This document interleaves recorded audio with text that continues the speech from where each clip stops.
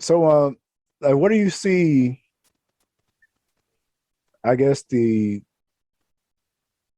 U.S. going as far as like and I'm gonna bring this up: vaccinations, not vaccinations, or anti-vax. Where do you see that going in terms of like us finally getting to a healthier environment or existence?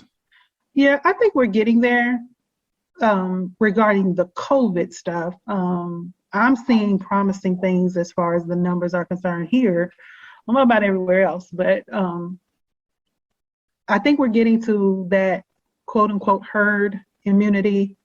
It's just super duper slow, way slower than it needed to be.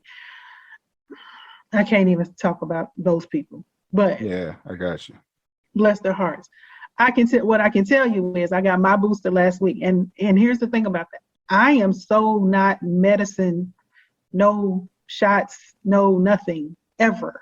Facts. I figure I can take some apple cider vinegar, lemon, and honey, and that's probably gonna cure almost everything that I got going on. Hey, And that that's part. kept me well for years, right? Right. Especially all winter. I'll drink a little bit every day and move on. Well, I had to convince myself. I was like, okay, that's not going to cure this if you get it. So I had to convince myself, but I did a whole lot of real research, looking at what the scientists were saying, not people, and kind of looking at studies and all those things. And so I got the vaccine back in April, but I got Johnson & Johnson. And so I was able to go get my booster last week because it had been obviously more than 2 months since I got it. And I feel much better now about having it. I'm not excited if it's going to be like the flu shot, and because I have not ever gotten the flu shot, so I'm not going to be excited if I have to do that every month. I mean, every year. But I guess if I have to, I will. It's things change, and you have to change with it. So my whole idea of I want to be natural and do all that stuff, well, that kind of goes out the window when something comes like this. And I'm trying to be here, so I got to do what I got to do, and look out for if I want to see my mother, I have to get immunized, right? I didn't see my mom from February of 20. Man. I saw her, thank goodness. I went to Kentucky for her birthday, and I saw her mid-February and did not see her in person again until October. Hey, that ain't cool. Shout And out she to wasn't happy. But nobody was, and it's beyond my control, but it just wasn't safe because we didn't know enough. But Dr. Maya Angelou said, when you know better, you do better. Man. So there's no reason to keep hanging on to old stuff when you know better than that now. Man, that's real. Shout out to, just thinking about that, during that time we weren't able to see a lot of loved ones. So, shout out to, everybody that's still here, Right. those that we can still call, we can still call. We can still call. Yeah. That their name has not been called up on the other list.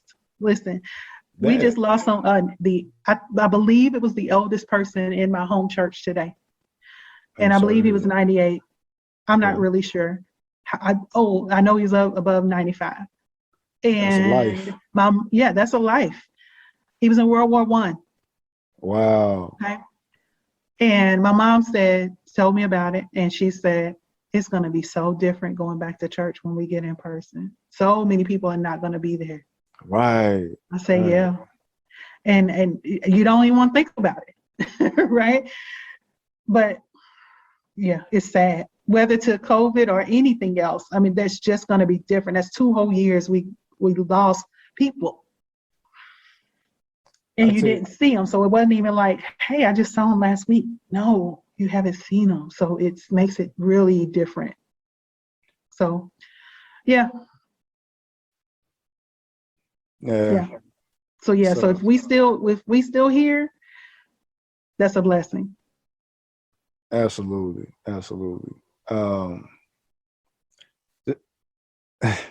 Just even the sake of that, I definitely say, you know, a moment of silence for all those that are no longer here. Just a moment of silence for them.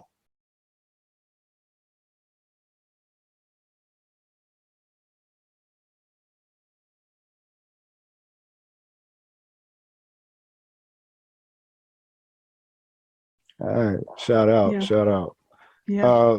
So how's it been, like, being able to see people again and just being around them?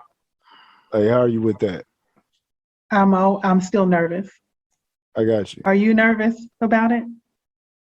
I am, but at the same time, like, I'm careful. I would just say that. I'm definitely careful. Yeah. I haven't been in large crowds. I take that back. I was in one large crowd recently. And I was in that crowd for maybe 45 minutes. And then I said, I gotta go. It was a Taste of Charlotte event. It was at a ball field. In my mind, I envisioned how it should be set up. This is the first time they changed it. It used to be on the street where it's, you know, more mobile and you didn't have to be as close, even before COVID. For whatever reason, they decided to have it in this ballpark, but they had it all up in the stands rather than on the field.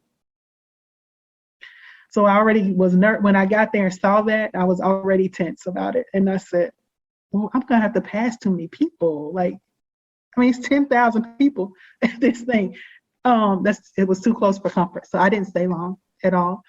So I haven't been, that's the largest crowd I've been in. I have flown this year. Okay. And that was okay. Hopefully that comes back soon. But I just was supposed to go to a costume party Sunday. And the whole Sunday morning, the host says, hey, y'all, just found out that the event I went to yesterday was only 7 or 8 people he went to. That night before, somebody tested positive. So we had to cancel the party.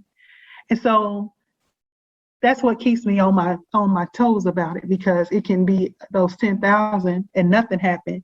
It could have been those 7 or 8. And then if he was a carrier, he could have infected those of us who were going to be at his house. So we still got to be cautious about what we're doing, because we don't know. I don't know. I question, why was that person at the party anyway? Because they tell you when you go get tested, quarantine until you know whether you're negative or not. So I don't even know why they were at the party, but I'm glad he told us, and I'm glad they shared the information so I didn't get even possibly exposed, because I don't have time for that.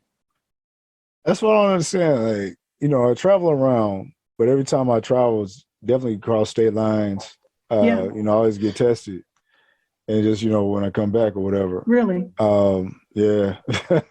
I'm getting used to that feeling up there. You know what I mean? So, and the little tickle is not as ticklish anymore. And that's even, you know, with or without the vax. Like, and I'm saying that just to say that, because although, you know, you may have a vaccination, you can still catch it. So people need to know that. So yeah. Yes, they need to know it and act accordingly, because they've been telling us that. I mean, since the vaccine came out. So I don't know how anybody would have missed that was still a possibility, unless they just wanted to miss it. But yeah, you definitely can get it, and you still do not know how it's going to affect you or somebody else that you infect. So that's why we have to still keep our sensitivity to it heightened, because we don't know. So people, be considerate toward others. You know, just be considerate. It don't take a lot. It don't take a lot at all. Put the mask on. Put the mask on and stay 6 feet away. I mean, those rules still apply. This person rolled up a little too close to me in the grocery store the other day. Like, hey. Back that basket up, please. Right. And she was looking at me crazy. I was thinking, you don't want to do that. Yeah. That's not what you want. Hey, how did you feel about the grocery stores when it, like, the pandemic first happened, where people were like fighting over toilet paper? What was else? I know it's definitely toilet paper. Embarrassing. water. Was it water? Yeah, sanitizer. Bleach. Well, listen, I come from the school of Alberta K. Branham and always prepared. And I was a Girl Scout. So thank goodness I didn't have to go and fight anybody for that stuff because I had it. And then I was able to wait it out until it kind of died down. But people just, Americans, let me say that because it's not even people everywhere. It's us. This is true. And that goes back to our self-centeredness and selfishness that we already talked about. Yeah. They embarrass me. Those types of people.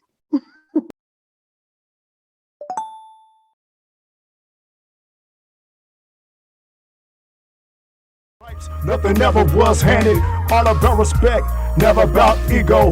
Wish I could have retired a long time ago and disappeared way beyond the trees. But my homies kept influencing me, said they needed to hear my lyrics, like my flow, cause they felt my spirit. Plus the people needed to hear it, a conversation with conscientious lyrics.